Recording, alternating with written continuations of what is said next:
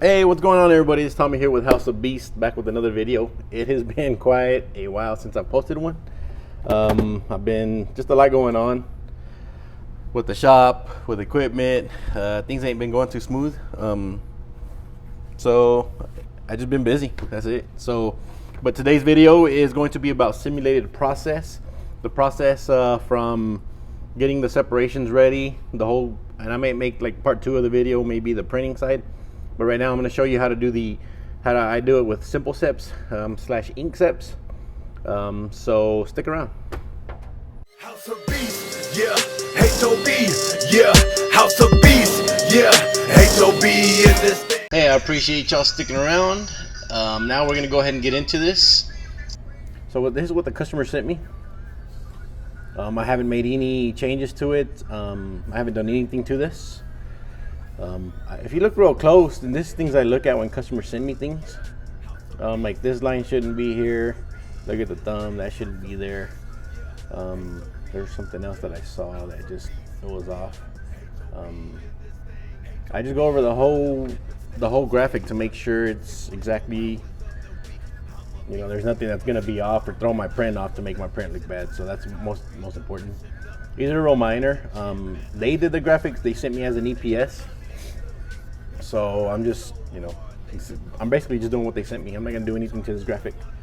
I did convert it to a PNG. Anytime you use inkseps, it has to be a PNG. So let's go ahead and get into that. They sent me an EPS. I turned it into, just saved it as a Corel graphic. Now I'm bringing it in as a pinup. This is the graphic here. You see this little eye thing there? I checked that. That's the original, and that right there is the file. So if I make any changes to it, you'll see the difference. First thing I do is just kind of look at the overall thing, and I click on each of these channels, which is a color. If you look at, there's black, magenta, blue, cyan, green, yellow, red, and white base, and the white highlight. I have a 6-color press, so there's no way I could do this in 6 colors or more than 6 colors. So I got to figure out what colors that I don't need. And these people were pretty particular about these colors. They want everything to look just like that. There are some customers that don't care. I can maybe change this blue a little bit darker, a little bit lighter, so I can bring it down to less colors. But in this case, I have to print the blue and cyan in separate channels just because they're pretty particular about it. But anyhow, I'm looking at the magenta channel here. You can see this is all white. That means there's nothing in this image or in this channel. So what I'm gonna do is just can this one right here. You can see the blue. Everything that is gray, that's gonna be halftones. Cyan, you see that? That's gonna be more halftone, more dense. Green, we don't need green. I'm gonna go ahead and can that. Yellow, obviously there's yellow here. We'll need it, but I'm going to show you anyway. You see that dark part? And then the skin tones right here, that's halftones. And then you have your red. Obviously there's red in this, which is the hat, the suit, the part of you can kind of see it right there. Now I'm going to look at the original image. This is the original image now. And this is the inkseps image after we print it. So that's pretty much what it should look like. Excuse me. And my white base and highlight. Some people will, let me see, 1, 2, 3, 4, 5, 6. There's 7 colors here actually. You have your white base and do your full prints, and then you put your white highlight on top of that. I'm gonna show you a way to do your base and your highlight all together at once, so that way it's just one screen, and then I can use this, and that makes it 6 colors. So I'm going to download this, all right, which I already did, and I'm going to open it up in Corel. Let me open a new page here. Let me open my advanced tools bar, inkseps importer. Let me search it, and it should be in my downloads as a pinup zip. Import and rip it. Oh, there it goes. All right, now I brought everything in. It's not separated yet.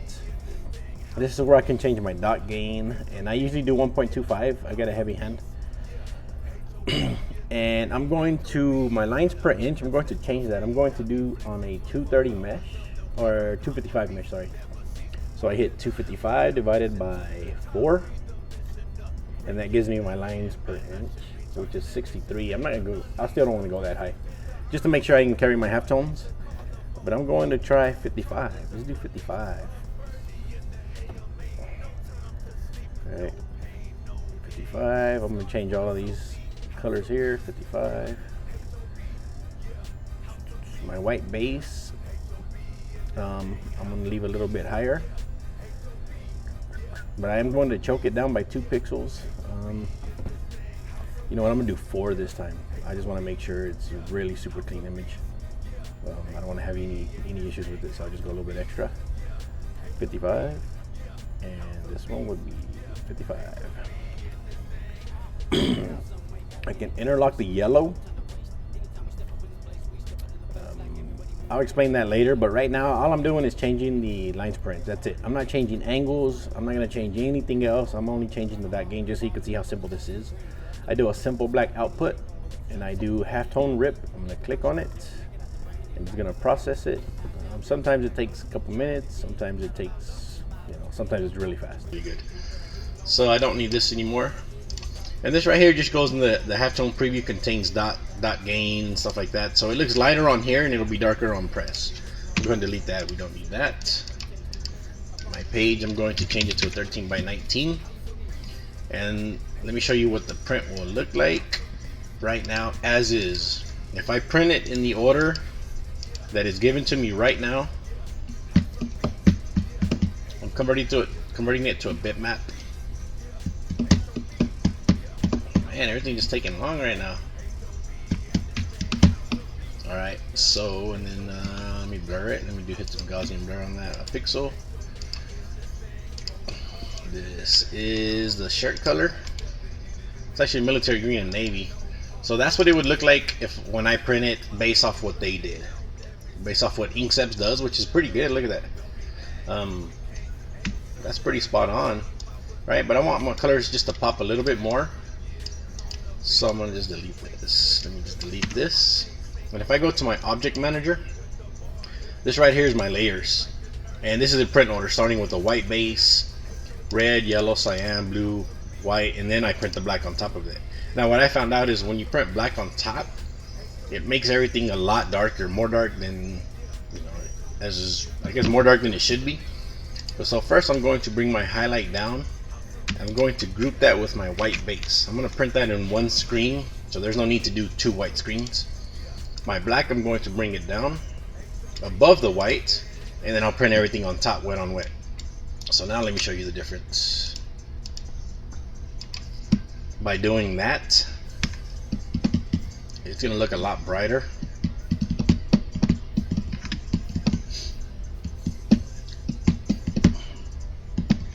It's taking a while.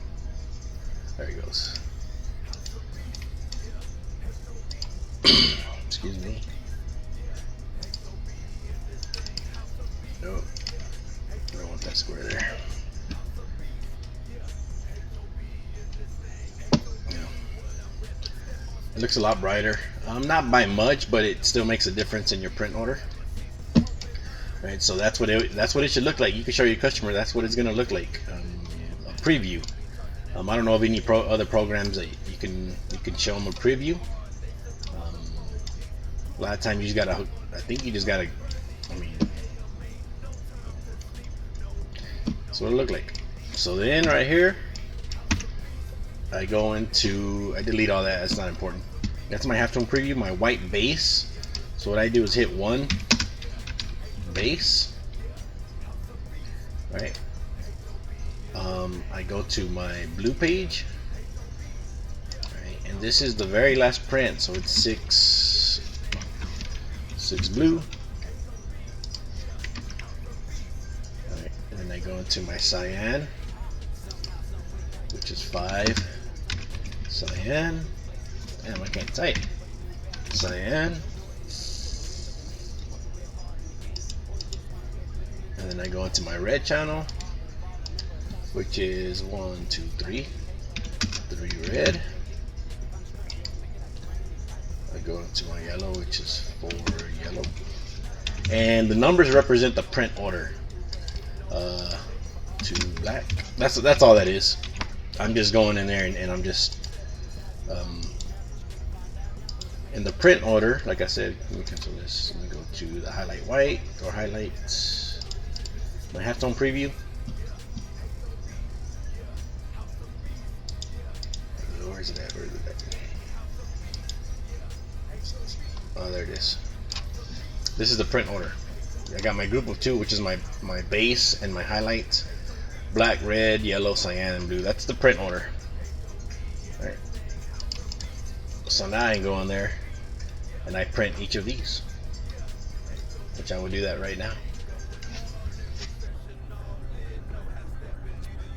Alright, I have everything printing right now, or actually my first sheet. It's going to take a while. I printed on these transparencies. They have a matte. One side is matte, the other side is glossy. Make sure it prints on the matte side. That way it holds the ink. I got these from River City Graphics. Let me find the link to it. I should put the description in the bio. All right, now I got all my screens printed on transparencies. And I start with my base screen. This is how I register it. I don't have a template. It's just how I learned how to do it. I figured it out myself, and it's just what works for me. I mark my palettes where I print at, and I'm gonna zoom you in right quick. Let me go ahead and get that ready. All right, now I have my palettes marked. I just have markings of where I do things. This line right here is usually my 3-inch mark. I put my collar exactly here. My prints go here, and it'll be exactly where I want it. So what I do is I put my registration mark on that line, because the top of my image is going to be at that 3-inch mark, exactly where I want it. It doesn't always work out that way, but in this case it did, so it's perfect. So what I do is I have my registration mark here, and I have a line that goes across right here. I don't know if you could see it. There's a line that goes across right here, and there's a line that goes in the middle, and then there's a line that goes in the middle right here. So that's my center mark. So I put my registration mark on that, and I make sure it's just centered on that center line that I have. Right, so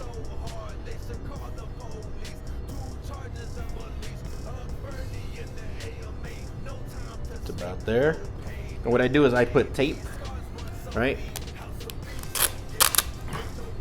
Put a piece of tape on each side. I bring my screen. Let me zoom out. I pick this up. I put my screen on it. Right. I put it down.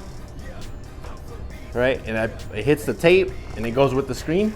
Right. So then I go burn that one, and then now I get my next one. And my registration mark, I put it at the exact same spot as the last one. Do the whole process, tape it, pick up a screen, do it the same thing for all of them. That way when I come back and line it up, I'll need very minor adjustments. It's really fast. You take a little time to do this. When you're getting ready to print, it's super easy, super fast. So that's how I get it. I don't think there's a need for me to show you how to expose screens. I think I have another video. I don't even know if I did a video on that. And maybe I'll do one later if I don't already have one. But then right now I'm just gonna stop here, and I will go into the next video, which will be the actual printing. I'm gonna skip the exposing and the washout. I'm gonna skip all that. I'm just gonna go into printing. So right now, if you wanna hit subscribe and hit that notification bell, that way when I do post that video, you'll get the notification on it. You will see the whole process of this, from the very beginning of the graphic to setting up your screens to the final print. So yeah, it's really cool. Simulated process is my favorite way of printing, but I'll catch you in that video.